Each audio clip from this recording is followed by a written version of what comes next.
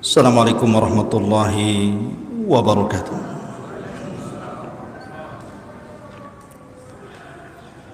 Alhamdulillah wassalatu wassalamu ala Rasulillah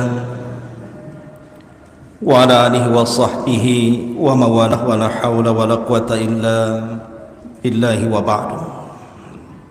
Alhamdulillah, segala puja dan puji hanya milik Allah Subhanahu wa taala yang telah mempertemukan kita di masjid ini. Salawat dan salam kita aturkan kepada Nabi kita, Nabi besar Muhammad sallallahu alaihi wasallam. Dan kita masih melanjutkan kajian kita, masih membahas tanda-tanda dari tanda-tanda kiamat besar. Dan yang terakhir yang kita akan bahas malam ini, khurujun nar, keluarnya api dari arah Hijaz dan juga Aden Yaman yang akan menggiring manusia sampai ke tempat berkumpulnya di Syam. Ini 10 tanda dari tanda-tanda alamat kiamat besar. Kalau sudah muncul 10 tanda ini, maka bumi dan alam semesta akan dihancur-hancurkan Allah. Masyaallah muslimin yang dimuliakan Allah Azza wa Jalla, adapun keluarnya api dari arah Yaman Aden ada dalam riwayat Hijaz, dan itu sudah dibuktikan oleh NASA bahwa di bumi Aden Yaman itu memang banyak burkan di dalam perutnya itu. Dalam perut bumi Aden itu banyak burkan, artinya api yang sangat besar. Lah api ini diciptakan oleh Allah Subhanahu wa taala untuk menjadi tanda-tanda akhir dari tanda-tanda kiamat besar. Nanti api ini akan keluar dari perut bumi, kemudian akan membakar lautan, dan bermula dari Yaman, kemudian disusul di Hijaz. Hijaz itu Mekah dan Madinah, kemudian akan bersatu. Lah api ini tidak diciptakan membakar manusia, tapi dia membakar segala sesuatu yang disentuhnya. Kalau seandainya dia menyentuh pohon, maka terbakar pohon itu. Menyentuh rumah, terbakar rumah itu. Menyentuh gedung, terbakar gedung itu. Tapi manusia tidak akan terbakar, karena api ini hanya ditugaskan untuk menggiring saja. Jadi kalau kita diam, apinya juga diam. Kalau kita tidur, apinya diam. Tapi kalau kita jalan, apinya jalan. Dia hanya tugasnya menggiring saja. Jadi api ini nanti akan menggiring satu dunia, dari ujung barat ke ujung timur, dari ujung selatan sampai ke utara, hanya menggiring manusia, mengumpulkan, diarahkan ke negeri Syam. Makanya Syam itu disebut Ardul Mahsyar namanya. Bumi tempat berkumpulnya manusia di akhir zaman. Lah tentu sebelum ada api yang menggiring ini, ada tanda-tanda kiamat kecil yang terselip di antara tanda-tanda kiamat besar.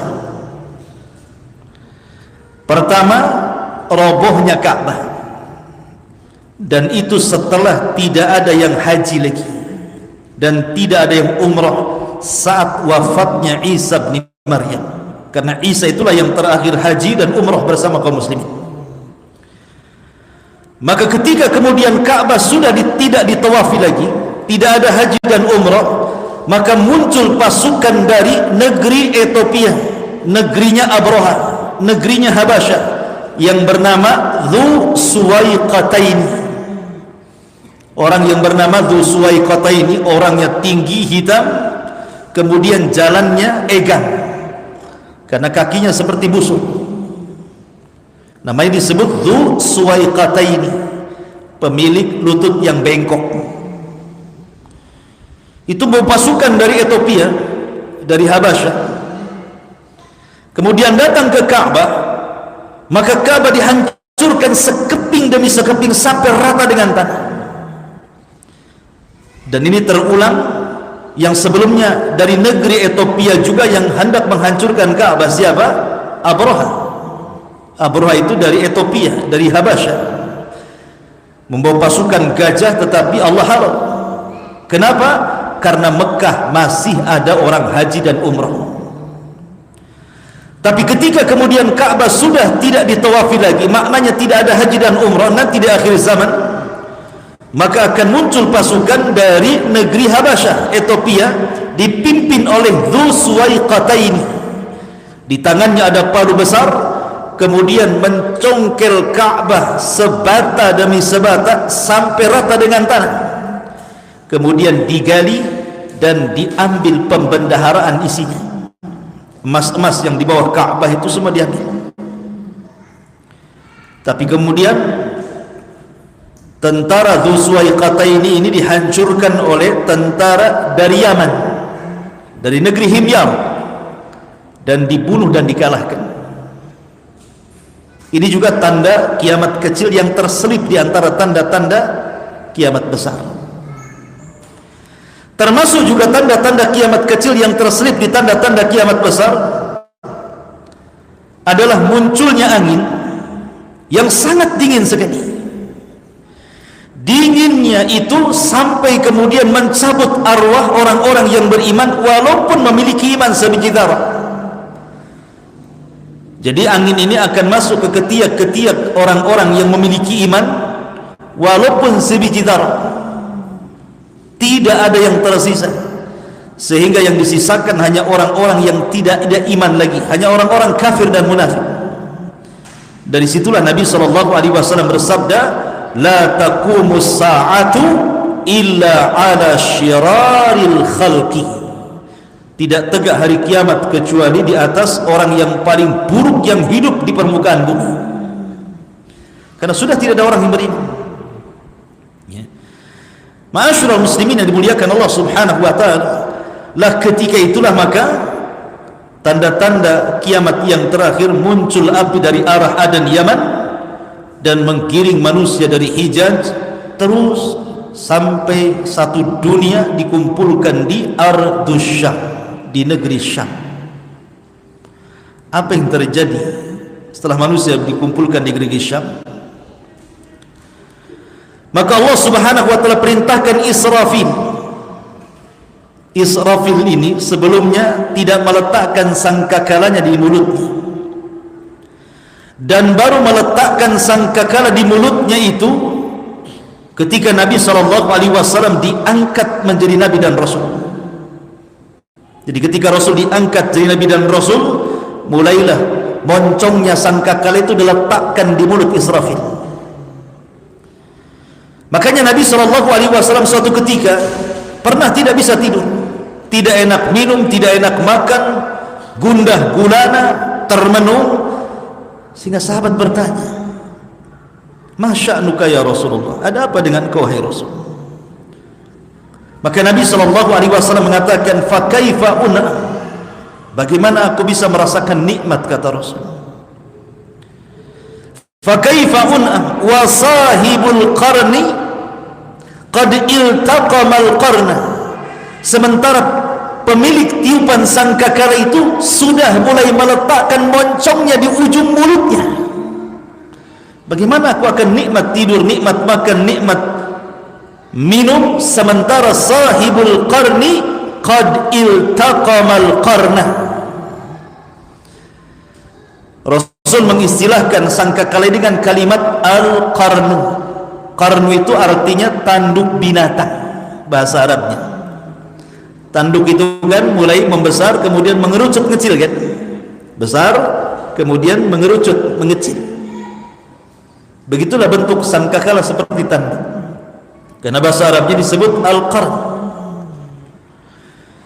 Jadi Nabi SAW menghabarkan bahwa sejak diutusnya beliau itu sudah tanda dari tanda-tanda kiamat. Karena setelah Nabi SAW tidak ada Nabi lagi masalahnya, artinya sudah tunggu kiamat saja. Kalau masih ada Nabi lagi berarti masih lama kiamatnya kan.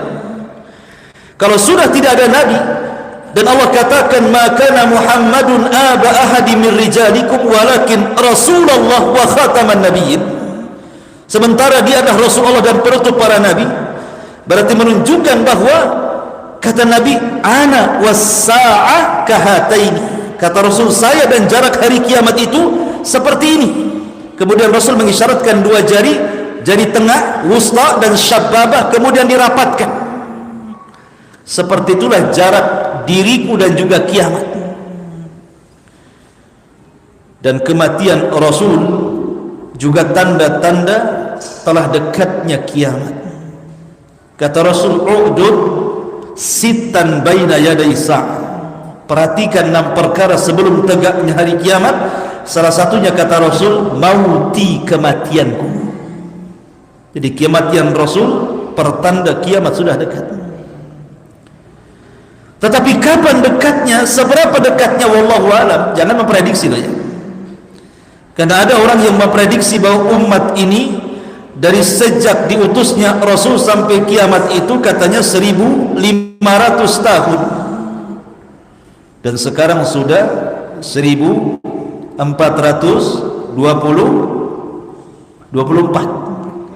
23, 43. Berarti sisa berapa itu? 7 tahun. 7 tahun lah. Kan 1443 kan? Berarti 1443 dari 15 dikurangi 1443 kan sisa 7 tahun. Hah? 7 tahun. Hah?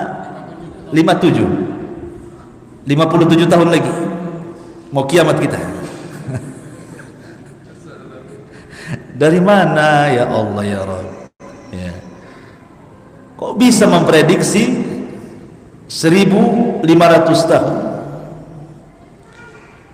Ma'asyiral muslimin, kalau seandainya penetapan hari kiamat itu ada sesuatu yang sangat penting, tentu Nabi SAW tidak mungkin meninggalkan sebuah penjelasan di waktu yang sangat dihajatkan. La yajuz ta'khirul bayan fi waqtil hajah, kata para ulama. Tidak boleh mengakhirkan sebuah penjelasan padahal penjelasan itu sangat dihajatkan. Tetapi karena kiamat itu adalah rahasia Allah, Allah yang tahu. Sampai kepada Nabi dan malaikat Jibril saja tidak tahu. Ketika Jibril bertanya soal kapan kiamat, apa kata Rasul? Mal mas'ulu anha bi'a'lama minas sa'il. Orang yang ditanya tidak lebih paham dibandingkan orang yang bertanya. Maknanya saya dan engkau wahai Jibril tidak tahu kapan kiamat. Kalau sekelas Rasul tidak tahu kapan kiamat, kemudian sekelas Jibril tidak tahu kapan kiamat, tiba-tiba muncul seorang ustaz yang memegang kunci hari kiamat atau jadi panitia hari kiamat, memprediksi bahwa kiamat sudah ditentukan waktunya. Akalnya di mana? Kok dia bisa mendahulukan Allah, Rasul, bahkan para malaikat? Ma'asyiral muslimin yang dimuliakan Allah Azza wa Jalla. Makanya kenapa Allah rahasiakan kiamat itu? Karena ada hikmah. Ada hikmah di balik rahasia kenapa Allah tidak memberitakan kiamat itu. Kapan terjadinya? Hanya diberitahu waktunya saja. Fi sabihati yaumil jum'ah, di pagi hari yaumul jum'ah, itu saja. Kapan bulannya, kapan tahunnya, kapan tanggalnya, wallahu a'lam. Hanya disebutkan fi sabihati yaumil jum'ah, di waktu fajar di hari Jumat, itu saja. Makanya Jumat itu hari yang besar bagi kaum muslimin. Apa hikmah tidak diberitahukan? Supaya kita persiapan. Makanya ketika seorang badui datang kepada Nabi SAW, kemudian memaksa Rasul untuk memberitahu kapan kiamat. Ya Rasulullah, mata sa'ah. Rasul, kapan kiamat Rasul? Rasul tidak mau menjawab sampai 3 kali. Maka pertanyaan balik kata Rasul, wa ma'adad talaha. Kau dari tadi tanya kapan kiamat, kapan kiamat, apa yang kau siapkan? Nah, ini pertanyaannya. Apa yang kau siapkan untuk tegaknya kiamat itu? Apakah engkau bertanya soal kiamat, ingin menyaksikan bagaimana gedung-gedung dihancurkan, laut ditumpahkan, matahari ditabrakkan, bumi digoncangkan? Apa untuk melihat itu? Tetapi hari kiamat itu hikmah dirahasiakannya adalah sabda Rasul, wa ma'adattalaha, lalu apa yang kau siapkan. Jadi dirahasiakan itu untuk persiapan, dan persiapan terbaik hanyalah takwa. Wa tazawwadu fa inna khaira zadi taqwa. Berbekalah kalian karena sebekal-bekal terbaik adalah takwa. Melaksanakan perintah, menjauhi larangan, menikmati yang dihalalkan, menjauhi yang diharamkan. Itulah takwa.